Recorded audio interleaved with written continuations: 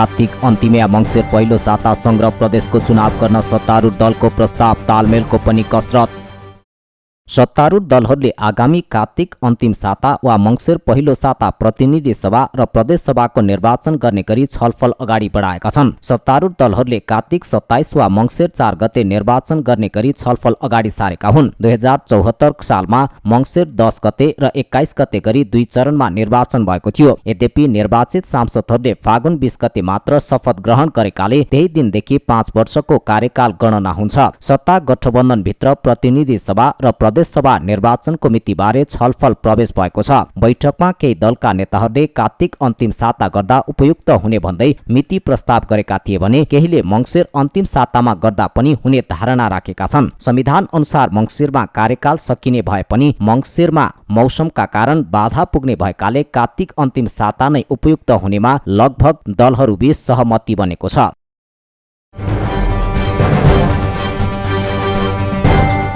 कांग्रेसलाई ठूलो पार्टी हुनुमा दम्भ नदेखाउन माओवादी अध्यक्ष दाहालको आग्रह, एमालेलाई जस्तै ठेगान लगाउने चेतावनी।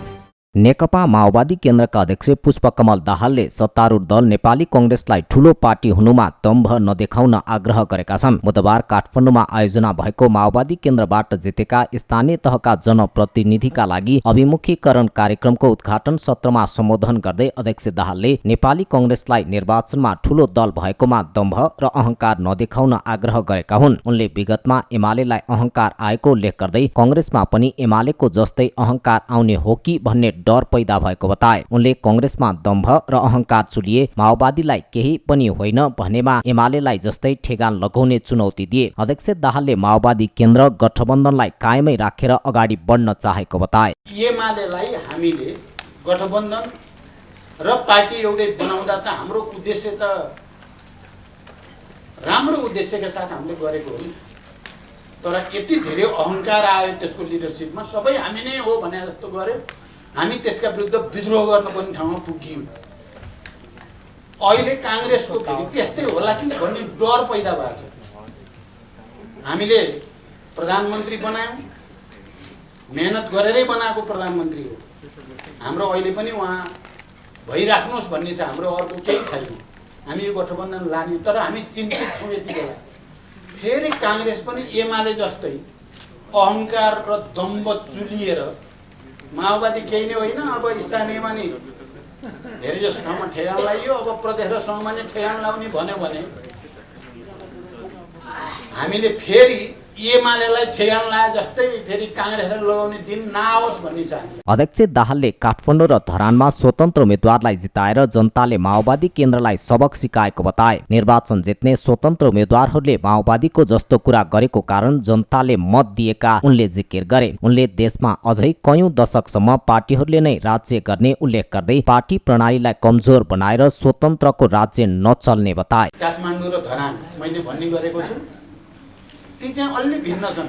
अरू कोही स्वतन्त्र मैले ठानेको छैन, तर ती भिन्न चाहिँलाई मैले हेर्दा के देख्छु भने उनीहरूले माओवादीको जस्तो कुरा गरेका छन् क्या। त्यसो भएर तिनीहरूलाई जनताले मत दिए हो। हिजो माओवादीले हामीले जे भन्थ्यौँ जनताको सेवा गर्ने, जनताले चाहिँ धारो पानी फोहोर मैला व्यवस्थापन शोषण विभेद अन्याय अत्याचार सब सिद्ध्याउँछौँ भनेर हामीले भने होइन। अहिले उनीहरूले पनि त्यसै चाहिँ पानी भनेर पानीको चाहिँ मुहान खोज्दै हिँड्छन्। अघि यहाँ कुरा आयो नि खानेपानीको समस्या हल गर्ने कुरा धेरै महत्त्वपूर्ण छ, हामीले गठबन्धनमा नि भन्यौँ। या अरू फोहोर मैला व्यवस्थापनको कुरा, या भौतिक पूर्वाधार र चाहिँ रूपान्तरणका कुरा हाम्रा कुरा हुन्। यी सबै त हाम्रा कुरा हुन्। हामीले राम्रोसँग गरेको नदेखेपछि ल हेर त हामी तिमीले चाहिँ गर्दैनौ भने हामी यसो गरिदिन्छौँ भनेर जनताले हामीलाई नै सबक सिकाएको जस्तो लाग्छ मलाई। त्यसो भएर मैले त तपाईँहरूले सुन्नुभयो होला, जनप्रतिनिधि सभाको रोस्टमबाट पनि उनीहरूलाई बधाई भनेको छु र त्यो हाम्रो लागि सबक हो। हामी आफूलाई जनताको सेवाको निम्ति समर्पित हुनको निम्ति एउटा लेसन। अध्यक्ष दाहालले गठबन्धन कायम रहने स्पष्ट पार्दै माओवादी केन्द्रलाई हल्का रूपमा नलिन पनि चेतावनी दिए। अध्यक्ष दाहालले माओवादी केन्द्रले जितेका स्थानीय तहहरूमा पार्टीको आधार इलाका हुने गरी काम गर्न निर्देशन समेत दिए। मनमोहनपछि एमालेको सरकार नै नबनेको एकीकृत समाजवादीका नेता भुषालको भनाई। संकीर्णताबाट माथि उठ्न कङ्ग्रेस सांसदको आग्रह। राष्ट्रिय सभा सदस्य जितेन्द्र नारायण देवले पूर्वाग्रही राजनैतिक संस्कृतिबाट मुक्त हुनुपर्ने बताएका छन्। बुधबार सरकारले प्रस्तुत गरेको आगामी आर्थिक वर्ष 2079-80 को बजेटमाथिको सामान्य छलफलमा बोल्दै उनले संकीर्णताको राजनैतिक संस्कारबाट माथि उठ्नुपर्ने बेला भएको बताए। उनले दक्षिण एसियामा अन्य देशले गर्न नसकेका कामहरू नेपालले गरेर देखाइसकेको भन्दै अहिले पनि सबै एकजुट भएर देश विकासमा लाग्नुपर्ने बताए। राष्ट्रिय सभा सदस्य देवले नयाँ राजनीतिक संस्कृतिको विकास गर्नुपर्नेमा जोड दिए। उनले बजेट संगतिपूर्ण अन्तर सम्बन्ध र विश्लेषण गरेर ल्याएको दावी गरे। उनले बजेटले नेपाली अर्थतन्त्रको समस्या पहिचान र समाधान गर्न खोजेको बताए। राष्ट्रिय सभा सदस्य देवले देशको मुहानमा कमजोरी रहेकाले देशको मुहान फेर्नलाई सबै नेपालीहरू उठ्नुपर्ने बताए। अंगुर खान प्रयास गर्ने, मरिहत्ते गर्ने, अन्तिम समयसम्म अंगुर खान खोज्ने, तर अंगुर खान पाइएन भने यो मरा अंगुर त अमिलो छ, नमिठो छ, किन खाने भन्ने। त्यसकारण त्यो कल्चरबाट मुक्त हौं, त्यो पोलिटिकल कल्चरबाट, त्यो संकीर्णताको पूर्वाग्रहको पोलिटिकल कल्चरबाट मुक्त हौं। हामी नेपालमा हामी धेरै नयाँ चीजहरू गरेका छौं जो साउथ एसियामा कुनै पनि कन्ट्रीले गर्न सकेन। त्यो क्वालिटी, त्यो साहस संविधान निर्माण गर्ने समयमा नेपालका पोलिटिकल फोर्सेसहरूले, राजनीतिक नेताहरूले, हामीले त्यो देखाएका छौं। अझै पनि देखाउन सक्छौं हामी, त्यो क्वालिटी हामीसँग छ। तर कता कता हामी चुकिराखेका छौं। नयाँ पोलिटिकल कल्चर, ठिकलाई ठिक भन्ने, बेठिकलाई बेठिक भन्ने। राष्ट्रिय सभा सदस्य देवेन्द्र दाहालले सरकारले ल्याएको बजेट कार्यकर्ता वितरणमुखी भएको आरोप लगाए। उनले सरकारले प्रस्तुत गरेको बजेट गठबन्धनको चुनावी घोषणा पत्र जस्तै भएको बताए। सदस्य दाहालले मुलुक भयानक आर्थिक संकटमा भएको र सरकारले संकटलाई नदेखेको जस्तो गरेको बताए। उनले बजेटमा विश्वसनीय स्रोतको व्यवस्था नभएको जिकिर गरेका छन्। मलाई चाहिँ के दुःख लाग्यो भने हाम्रो देशमा हिजो लामो समयदेखि अवरुद्ध भएको विकासले लय समातेको थियो। दुःख लाग्दो कुरो नेपालले सघन विकास गरेर मुहार नफेर्ने भयो। यो कुरामा मलाई दुःख लाग्छ। यो बजेटमा नाराहरूको बौछार गरिएको छ। यो त गठबन्धनको चुनावी घोषणापत्र जस्तै छ। मुलुक चाहिँ भयानक आर्थिक सङ्कटमा छ, तर यसले नदेखी गरेको छ। बजेट अनुसारको विश्वसनीय स्रोत व्यवस्था गरिएको छैन। यो बजेटले सामान्यतः अर्थशास्त्रीय दृष्टिकोणबाट र अर्थ राजनीतिको दृष्टिकोणबाट हेर्दा पनि नेपाली जनतालाई मनोरञ्जन मात्र दिन्छ, केही गर्दैन।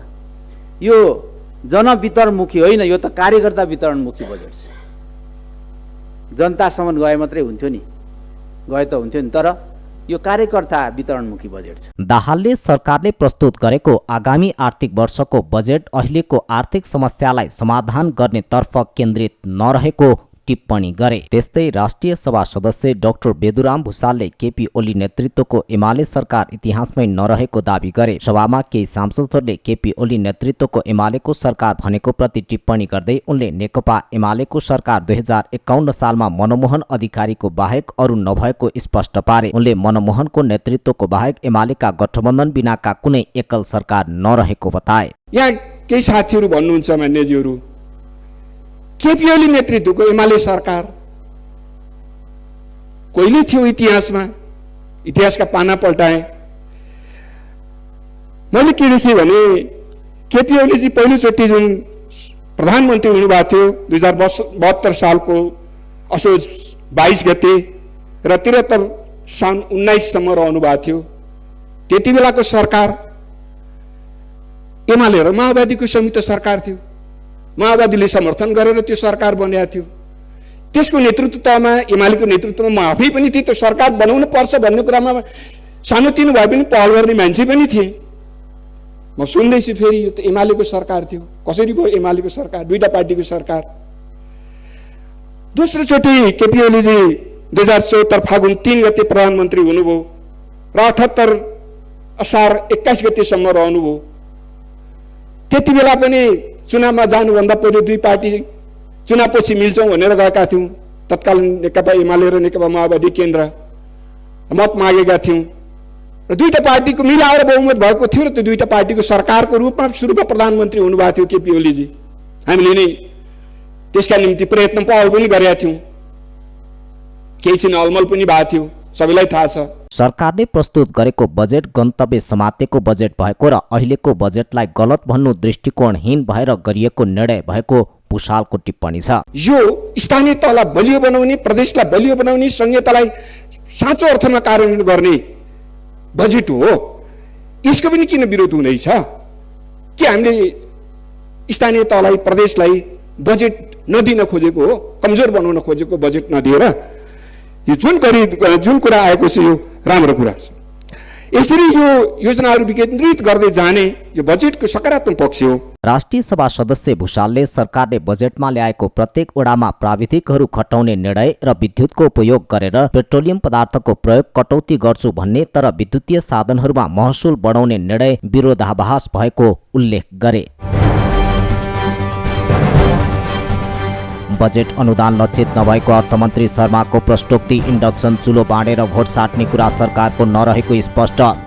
अर्थमन्त्री जनार्दन शर्माले आगामी आर्थिक वर्षको बजेट अनुदान लक्षित नभएको बताएका छन्। बुधबार राष्ट्रिय सभामा सरकारले प्रस्तुत गरेको आगामी आर्थिक वर्ष 2079-80 को बजेटमाथिको सामान्य छलफलमा सांसदहरूले उठाएका प्रश्नको जवाफ दिँदै उनले आगामी आर्थिक वर्षको बजेट चुनाव लक्षित गरेर नल्याएको दोहोर्याउँदै बजेटमा पैसा बाँड्ने कुरा कतै नगरेको जिकिर गरेका हुन्। मन्त्री शर्माले प्रमुख प्रतिपक्ष दल नेकपा एमालेका सांसदहरूप्रति लक्षित गर्दै विगतमा अनुदान बाँडिएको अभ्यास को झझलको अहिले पनि आइरहेको व्यङ्ग्य गरे। उनले प्रतिपक्ष दलहरूलाई बजेट अनुदान नदिनेमा ढुक्क हुन आग्रह गरे। अर्थमन्त्री शर्माले प्रतिपक्षले इन्डक्सन चुलो बाँडेर भोट साट्न खोजेको आरोप लगाइरहेको भन्दै प्रतिपक्षलाई पनि साथमा लिएर चुलो बाँड्ने कार्यक्रम बनाउने बताए। उनले इन्डक्सन चुलो निर्वाचनसँग केन्द्रित नभएको भन्दै चुलोमा राजनीति नगरेको स्पष्ट पारे। मन्त्री शर्माले नेपालको विद्युतीय संयन्त्रले 25% मात्र विद्युतीय उपकरणको प्रयोग धान्न सक्ने भएकाले त्यसै अनुसारका संरचनामा बजेटले जोड दिएको बताए। उनले इन्डक्सन चुलो बाँडेर भोट साट्ने कुरा सरकारको नरहेको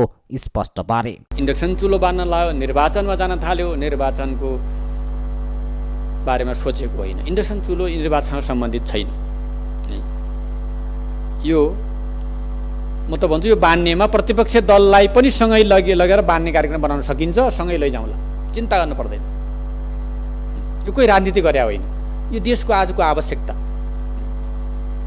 तर आज आवश्यकता सबै पूर्ति हुँदैन। मैले विद्युत प्राधिकरणको एमडीलाई बोलाएर सोधेँ, आज कति धान्छ तपाईँको संरचनाले भन्दा 25% मात्रै। यो वर्ष 25% मात्रै दिन सकिने। संरचनाको लागि थप बजेटको व्यवस्था गरिएको छ। त्यसले संरचना वृद्धि गर्दै जाँदा त्यसलाई 100% पुर्याउने कुरा हो। त्यसकारण त्यसलाई सिंहदरबारबाट सुरु गर्ने भनेर गरिएको छ। बिस्तारै जनतामा लिएर विद्युतीय चुलो पुर्याउने कुरा हो। योसँग भोट साट्ने कुरा बिल्कुल छैन। ढुक्क हुनुभयो हुन्छ। अर्थमन्त्री शर्माले संरचनात्मक परिवर्तन प्रणालीका आधारमा सबै वर्ग र समुदायलाई समेटेर संविधानले प्रदान गरेका अधिकारहरूलाई कार्यान्वयन गर्न नयाँ सोचमा जानुपर्ने बताए। उनले पुरानो संसदीय मान्यताका आधारमा विरोधका लागि विरोध गर्ने मान्यताबाट मुक्त हुनुपर्नेमा जोड दिए। मन्त्री शर्माले देश ठूलो सङ्कटमा गइरहेको कुरा उठिरहेको भन्दै देशको आर्थिक सङ्कटलाई सरकारले हालै प्रस्तुत गरेको बजेट नै समाधानको अन्तिम विकल्प रहेको बताए। उनले सरकारले देशभरबाट जनताले दिएका गुनासाहरूका आधारमा नै बजेट निर्माण गरेको बताए। आज एकातिरबाट मैले सुनिरहेको छु कि देश सङ्कटमा छ, ठुलो सङ्कटमा छ र यो सङ्कटलाई समाधान गर्दैन भन्ने प्रश्न उठिरहेको छ। यदि सङ्कटमा छ भने पनि यसको समाधान यही हो, छैन भने पनि यसको समाधान यही हो। योभन्दा अर्को समाधान छैन। आज सरकारले यो कुरालाई, यी सबै कुरालाई आजको परिस्थितिलाई विचार गरेर सरकारद्वारा प्रस्तुत भएको, सामान्य राष्ट्रपतिद्वारा प्रस्तुत भएको नीति कार्यक्रम जो थियो, सामान्य प्रधानमन्त्रीज्यूले जुन मार्गदर्शन गर्नुभएको थियो, गठबन्धनका नेताहरूले जुन मार्गदर्शन गर्नुभएको थियो, र आम बुद्धिजीवी वर्ग, आम सरकारवाला, आम पिछडिएका क्षेत्रका कर्णाली, दौतरतिरका दलित, गरिबहरू, उत्पीडितहरूले जे कुरा गर्नुभएको थियो, जे माग गर्नुभएको थियो, उहाँहरूको माग, उहाँहरूको सुझाव टोल फ्री नम्बरबाट देशभरिबाट जे सुझावहरू मैले प्राप्त गरेको थिएँ, यो मैले बनाएको होइन। अर्थमन्त्री शर्माले सरकारले आगामी आर्थिक वर्षको लागि ल्याएको बजेट जनताले प्रष्ट रूपमा बुझिसकेको बताए। उनले जनताले बजेट कृषिमा जाने रहेछ भनेर कृषिमा लाग्नुपर्ने धारणा राखिरहेको बताए। चुनाव लक्षित बजेट कार्यान्वयन हुन नसक्ने प्रतिपक्ष एमालेको आरोप। वृद्ध भत्ता एमालेको ब्रान्ड भएको जिकिर। प्रमुख प्रतिपक्ष दल नेकपा एमालेका सांसद तथा पूर्व अर्थमन्त्री सुरेन्द्र पाण्डेले आगामी आर्थिक वर्षको बजेटमा वृद्ध भत्ता 68 वर्षमै दिने निर्णयको विरोध गरेका छन्। उनले सरकारले वृद्ध भत्ता बढाएर मासिक 5000 पुर्याउनु पर्नेमा वृद्ध भत्ता प्राप्त गर्ने उमेर घटाएकोमा आपत्ति जनाए। प्रतिनिधि सभाको बुधबारको बैठकमा आर्थिक वर्ष 2079-80 को बजेटमाथिको छलफलमा भाग लिँदै पाण्डेले एमालेले सुरु गरेको बजेटमा अरूको दाबी नपुग्ने बताए। मैले के भन्ने गर्छु भने वृद्ध भत्ता जतिसुकै कुरा गरे नि यो एमालेको ब्रान्ड जस्तो हुन्छ। तपाईँ 68 मा जार्नुहोस् 58 मा जार्नुहोस् केही फरक पर्दैन। जनयुद्धमा माओवादी राष्ट्रिय मेलमिलापमा कांग्रेसको दाबी भए झैं वृद्ध भत्ता एमालेको ब्रान्ड जस्तै भएको पाण्डेले बताए। सत्तारूढ गठबन्धनले वृद्ध भत्ता 5000 प्रति महिना पुर्याउन नसकेको पाण्डेको भनाइ थियो। कर्मचारीको तलब वृद्धि पनि न्यायोचित नभएको उनको भनाइ छ। प्रतिशतमा बढाउँदा तल्लो र माथिल्लो तहका कर्मचारी बीच झन दूरी बढ्ने उनको भनाइ छ। पाण्डेले मृगौला पीडितलाई डायलासिस निशुल्क गर्नुपर्ने व्यवस्था गर्नुपर्ने बताए। डायलासिस गर्ने मेसिनको अभाव रहेका बेला सरकारले उपलब्ध गराउने भत्ता उपयोगी नहुने उनको भनाइ छ। तलब बढायौं 15%, ठिकै होला कर्मचारीको महँगीको हिसाबले, तर विगतमा भन्दा हामीले के कुरा ख्याल गरेनौं भने फ्ल्याट रेटमा 15% बढाउँदा तल्लो वर्गका कर्मचारीहरू र माथिल्लोले एउटै दरमा प्राप्त गर्दा यो न्यायोचित भयो त? यो समाजवाद उन्मुख भयो? बजेटले मुलुकको वर्तमान आर्थिक संकट समाधान गर्नतर्फ ध्यान नदिएको पनि उनले बताए। डलरको सञ्चिति घट्ने क्रम जारी रहे नेपालको अवस्था श्रीलङ्काको जस्तो हुने उनले चेतावनी दिए। हरेक महिना 12 देखि 15 करोड डलर घट्दै गएको भन्दै उनले यस्तो अवस्था रहे बजेटको लक्ष्य पूरा हुन नसक्ने दावी गरे। संकट एकातिर बजेट अर्कोतिर भएको उनको टिप्पणी छ। बजेट अहिलेको संकट भन्दा चुनाव केन्द्रित भएको पाण्डेको आरोप छ। राप्रपाका अध्यक्ष राजेन्द्र लिङदेनले सरकारले ल्याएको बजेटले जनताको जीवनमा कुनै परिवर्तन ल्याउन नसक्ने टिप्पणी गरेका छन्। बुधबार संसद बैठकमा आर्थिक वर्ष 2079-80 को बजेटमाथिको छलफलमा सहभागी हुँदै अध्यक्ष लिङदेनले बजेट महँगी नियन्त्रण गर्नेतर्फ उन्मुख नभएको पनि आरोप लगाए। लिङदेनले बजेट चुनाव केन्द्रित भएको टिप्पणी गरेका छन्। बजेट जनता भुल्याउने ललिपप मात्र भएको उनको भनाइ छ। लिङदेनले वर्तमान बजेटले आर्थिक महँगी र भ्रष्टाचार र सुशासनको विषयलाई समेट्न नसकेको बताए। सांसद लिङदेनले बजेटमा 1 घण्टामा चितवन पुग्ने मार्ग बनाउने भन्नलाई आधार र स्रोत के हो भन्दै प्रश्न गरे। साथै बन्द रहेको हेटौँडा उद्योगबाट उत्पादन हुने लुगा लगाउन अनिवार्य गरे पनि उत्पादन चाहिँ कहिलेबाट हुने भन्दै प्रश्न उठाए। यो बजेटको जब हामीले कुरा गर्छौं, यो अहिलेको बजेट इमानदारीपूर्वक भन्नुपर्छ कि यसले हाम्रो जीवनमा परिवर्तन गर्न सक्दैन। देशमा अहिले जुन प्रकारको आर्थिक सङ्कट देखिँदै गएको छ, जुन प्रकारको मूल्य वृद्धि देखिँदै गएको छ, त्यसलाई रोक्नेतर्फ यो बजेट उन्मुख छैन। यो बजेट केवल निर्वाचन लक्षित छ। आगामी निर्वाचनलाई केन्द्रमा राखेर ल्याइएको छ। यो बजेटको स्रोत के हो, यसको कार्यान्वयनका आधारहरू के हुन्, कहीँ पनि स्पष्ट छैन। यो सदा झैँ बजेट अनुमान यति आम्दानी हुन्छ होला, अनि यति अनुदान पाइन्छ होला, यति ऋण लिइन्छ होला, त्यसको आधारमा चाहिँ बनाइएको छ। कति राम्रो कुरा छ कि 1 घण्टामा चितवन पुग्ने, तर त्यसका आधार के हुन्, स्रोत के हुन्? हदबन्दी भन्दा बढी जग्गा भएका उद्योगले ऋण लिन पाउने र टाट पल्टने अवस्थामा बिक्री वितरण गर्न पाउने व्यवस्थाले सोझै अनियमितता गर्नेलाई प्रश्रय दिएको उनको भनाइ छ। सरकारले ल्याएको इन्डक्सन चुलोको कार्यक्रम कमिसन लिने माध्यम भएको उनको आरोप छ। अध्यक्ष लिङदेनले बजेटका स्रोत सुनिश्चित नभएकाले परम्परागत शैली भन्दा फरक नभएको टिप्पणी गरे। सत्ता साझेदार जनता समाजवादी पार्टी नेपालका सांसद प्रदीप यादवले सरकारले ल्याएको आगामी आर्थिक वर्षको बजेटमा मध्य प्रदेश पूर्ण रूपमा ठगिएको भन्दै असन्तुष्टि व्यक्त गरेका छन्। प्रतिनिधि सभा बैठकमा सरकारले ल्याएको आगामी आर्थिक वर्षको बजेटमाथिको छलफलमा भाग लिँदै सांसद यादवले मध्य प्रदेशको लाइफलाइनका रूपमा रहेको हुलाकी राजमार्गमा बजेट थोरै विनियोजन गरेको उल्लेख गर्दै त्यसमा पुनर्विचार गर्न पनि अर्थमन्त्री जनार्दन शर्मालाई दबाब दिएका हुन्। सांसद यादवले मध्य प्रदेशलाई दिने अनुदान समेत गठबन्धन सरकारले घटाएर संघीयतामाथि नै धावा पोल्ने काम गरेको आरोप समेत लगाए। हामी मधेसको कुरा गर्ने हो भने हामी मध्य प्रदेश सरकारबाट मध्य प्रदेशबाट प्रतिनिधित्व गर्छौँ र यो बजेटमा मध्य प्रदेशलाई पूर्ण रूपले ठगिएको छ भन्ने महसुस गरिएको छ।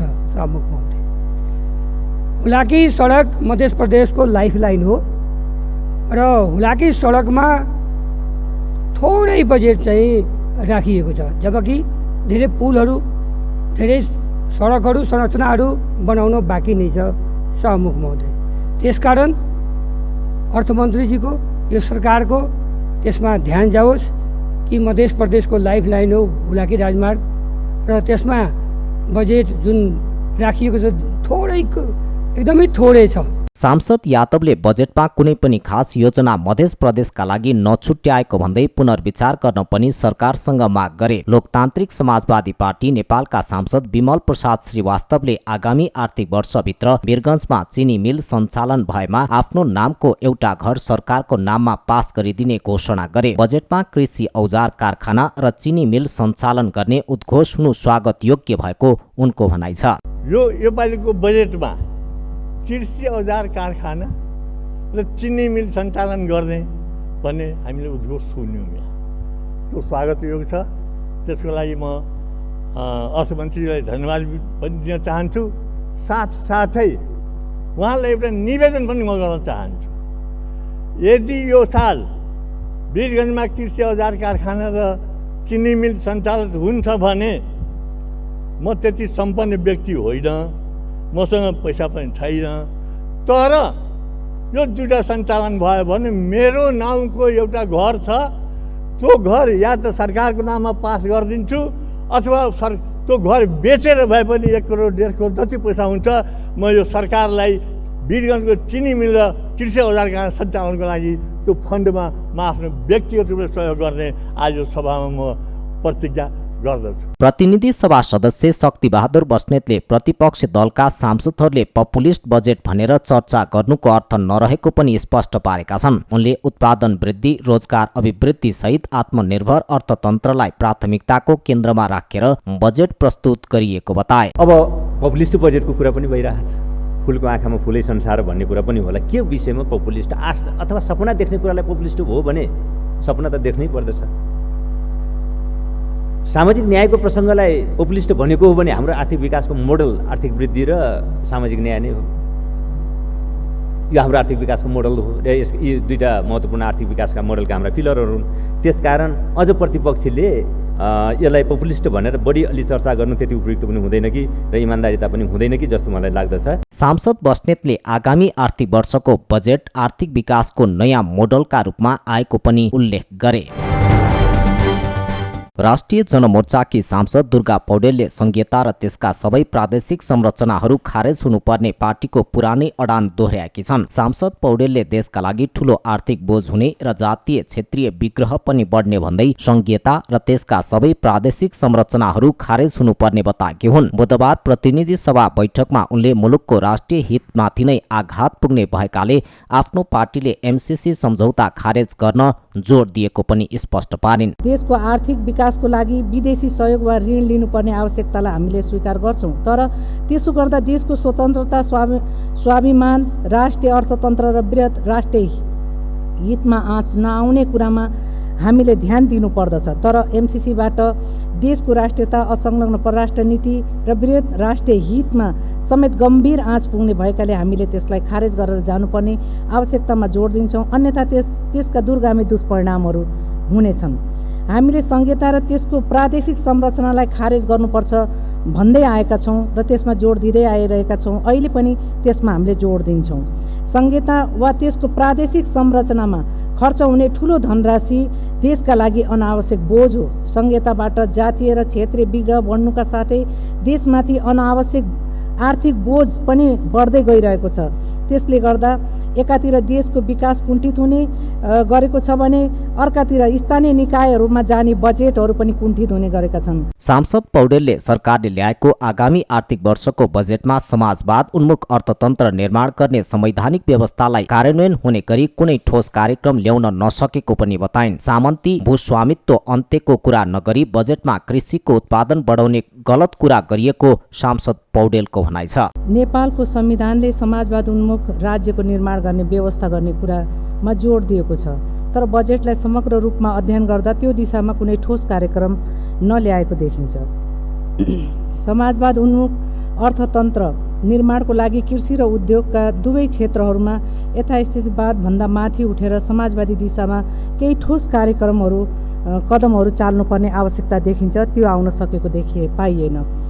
कृषिको क्षेत्रमा उत्पादन बढाउने कुरामा जोड दिएको छ, त्यो स्वागत योग्य कुरा हो, तर जमिन माथिको सामन्ती स्वामित्वलाई समाप्त नगरिकन तथा हदभन्दा बढी जमिनहरूलाई बिना मुआब्जा अतिक्रमण गरी भूमिहीन किसानहरूलाई वितरण नगरिकन त्यो अहिलेको भूमिको संरचना परिवर्तन गर्नु सम्भव देखिँदैन।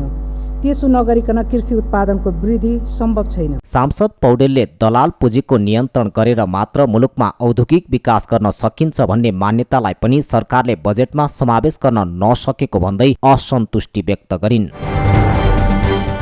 देशभक्त जनगणतान्त्रिक मोर्चा नेपालका अध्यक्ष सीपी गजुरेलले प्रधानमन्त्री शेरबहादुर देउबा आगामी कार्तिक मसान्तभित्र सङ्घ र प्रदेशको पनि चुनाव सम्पन्न गरिसक्ने पक्षमा रहेको बताएका छन्। अध्यक्ष गजुरेलले माओवादी केन्द्रका अध्यक्ष पुष्पकमल दाहाल सङ्घ र प्रदेशको चुनावमा एमाले अध्यक्ष केपी शर्मा ओलीसँग सहकार्य गरेर जाने हो कि भन्ने डरले पनि प्रधानमन्त्री देउबा सो निर्वाचन छिटो सम्पन्न गराउने पक्षमा रहेको तर्क गरेका हुन्। अर्थमन्त्रीले एउटा बजेट पेश गरेको छ र यो बजेटको विषयमा अहिले बहस चलिरहेको छ। यो बजेटको विषयमा हाम्रो धारणा के हो? यो अहिले जुन अर्थमन्त्रीले बजेट पेश गरेको छ, धेरै पार्टीले यसलाई के भनेका छन् भने यो चुनावमा जनतालाई भ्रम पार्नको निम्ति ल्याइएको एउटा दस्तावेज हो। किनभने शेरबहादुर देउवा चाहिँ अर्को चुनाव फेरि चाँडै गर्ने पक्षमा छ। कार्तिक मसान्तसम्म चाहिँ चुनाव गरिसक्नु, किनभने गठबन्धन अहिलेसम्म कायम छ। फेरि प्रचण्ड चाहिँ म ओलीतिर जान्छु भनेर भन्न थालेको हुनाले नफुत्किएर ओलीतिर जाने हो कि गइहाल्यो भनेदेखि चाहिँ चुनाव जितिँदैन, सरकारमा आउन सकिँदैन। त्यसकारण अब ढिलो गर्नु हुँदैन, चाँडै चुनाव गराउनु पर्छ भनेर ऊ लाग्यो। त्यसकारण अरूलाई पनि यहाँ मिडियामा पनि आइरहेको छ। पेट्रोलियम पदार्थ लगायतका दैनिक उपभोग्य वस्तुमा गरिएको मूल्य वृद्धिको विरोधमा बुधबार काठमाडौँको माइतीघर मण्डलामा आयोजित विरोध प्रदर्शनमा बोल्दै उनले चुनाव जित्नको लागि जनतालाई खुसी बनाउने गरी सरकारले आगामी आर्थिक वर्षको बजेट ल्याएको दावी गरे। अध्यक्ष गजुरेलले चुनावमा धाँधली गरेर जित्नको लागि सरकारले कर्मचारीहरूको तलब 15% वृद्धि गरेको जिकिर समेत गरे। सरकारले चुनाव जिताउनको लागि 15% तलब वृद्धि गरेर कर्मचारीहरूलाई घुस दिएको उनको जिकिर छ। मोहन वैद्य नेतृत्वको नेकपा क्रान्तिकारी माओवादीका वरिष्ठ नेता समेत रहेका उनले चुनावमा जित्नको लागि जनतालाई जसरी पनि खुसी पार्नुपर्ने भएकाले सरकारले सोही अनुसार नै बजेट ल्याएको बताए। अर्थमन्त्रीले बजेट बनाइरहँदाखेरि उनले के भनेर सल्लाह दिएर प्रधानमन्त्रीले भने ल राख्नुपर्ने कुरा जति सबै राख्नु सही, केही पनि नछोड्नु, किनभने आखिर त यो चुनावसम्मको लागि नै हो, चुनाव जित्नको लागि हो नि त। चुनाव जितेपछि देखा जाला के छ र, चुनाव जितेपछि त भइहाल्यो, हामीलाई चुनाव जित्ने भयो अर्को कुरा सबै राख्नु, जनता के भन्दाखेरि खुसी हुन्छ सबै हाल्नु। अहिले 15% चाहिँ जुन मूल्य वृद्धि गराएको छ त्यो देख्दाखेरि साँच्चै हो रहेछ जस्तो भनिरहेको। अहिले 15% चाहिँ यहाँ कर्मचारीलाई मूल्य के अरे तलब बढाउनु पर्ने आवश्यकता के थियो? गरिबी त्यस्तो विधि छ, सरकार चाहिँ ठुलो आर्थिक सङ्कटमा छ, त्यो बेलामा चाहिँ ज्यादै चाहिँ सङ्कट योभन्दा अप्ठ्यारो चाहिँ कर्मचारीलाई परेको देखेर सरकारले किसानहरूलाई भोकै परेको देखेन, मजदुरहरू भोकै परेको देखेन। अध्यक्ष गजुरेलले भारतीय विद्युतीय गाडी कम्पनीहरूसँग कमिसन खाएर सरकारले पेट्रोलियम पदार्थको खपत कम गर्न विद्युतीय गाडीको सञ्चालनमा जोड दिने गरी बजेट ल्याएको समेत आरोप लगाए। भू उपयोग कार्यक्रमलाई प्राथमिकताका साथ सञ्चालन गर्ने सरकारको तयारी, 10 वटा भू उपयोग क्षेत्रमा वर्गीकरण गर्न भूमि व्यवस्था मन्त्रालयको प्रस्ताव।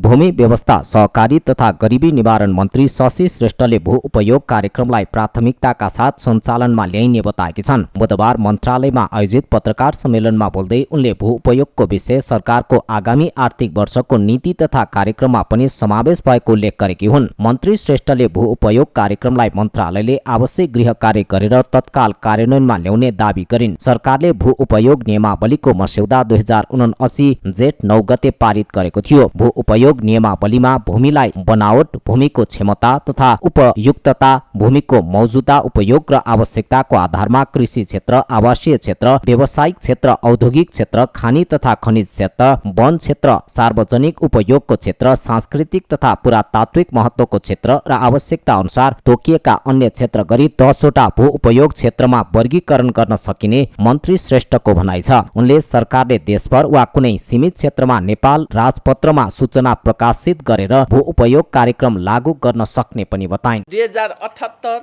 साल माघ 6 गते पुनः मन्त्री परिषदमा पेश गरेको र मिति 2079 साल जेठ 9 गते उक्त नियमावली पारित भएको छ। नियमावली पारित भएपछि अब भू उपयोग कार्यक्रमलाई प्राथमिकताका साथ सञ्चालनमा ल्याइनेछ। यस विषयलाई नेपाल सरकारको नीति तथा कार्यक्रममा पनि समावेश गरिएको यहाँहरूलाई जानकारी भइसकेको नै छ। अब मन्त्रालयले आवश्यक गृह कार्य गरी निर्देशिका कार्यविधिहरू तयार गर्नेछ र यस विषयलाई तत्काल कार्यान्वयनमा ल्याउनेछ।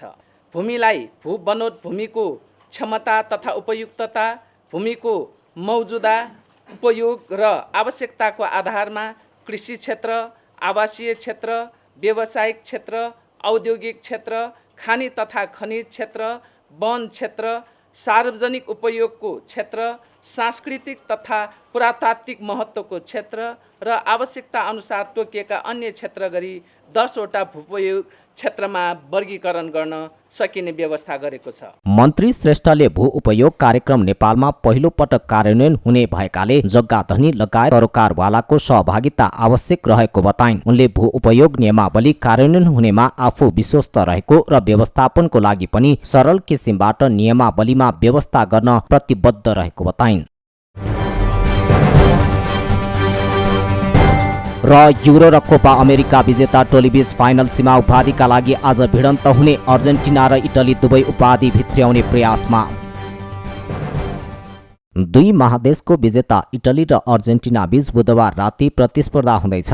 युरोकप विजेता इटली र कोपा अमेरिका विजेता अर्जेन्टिना बीचको खेल वेम्बली स्टेडियममा हुनेछ। खेल नेपाली समय अनुसार राति 12:30 बजे सुरु हुनेछ। यस प्रतिस्पर्धालाई फाइनल सीमा नामाकरण गरिएको छ। यो तेस्रो संस्करण हो। बुधबार दुवै टोली जित निकाल्दै तेस्रो संस्करणको उपाधि जित्न चाहन्छ। खेलका लागि दुवै टोलीले तयार भएको बताइसकेका छन्। इटली डिफेन्डर जर्जियो चिलिनीको कप्तानीमा मैदानमा उत्रनेछ। उनको यो अन्तिम अन्तर्राष्ट्रिय खेल हुनेछ। उनले यस खेलबाट सन्यास लिनेछन्। त्यस्तै अर्जेन्टिना लियोनल मेसीको कप्तानीमा मैदानमा उत्रनेछ।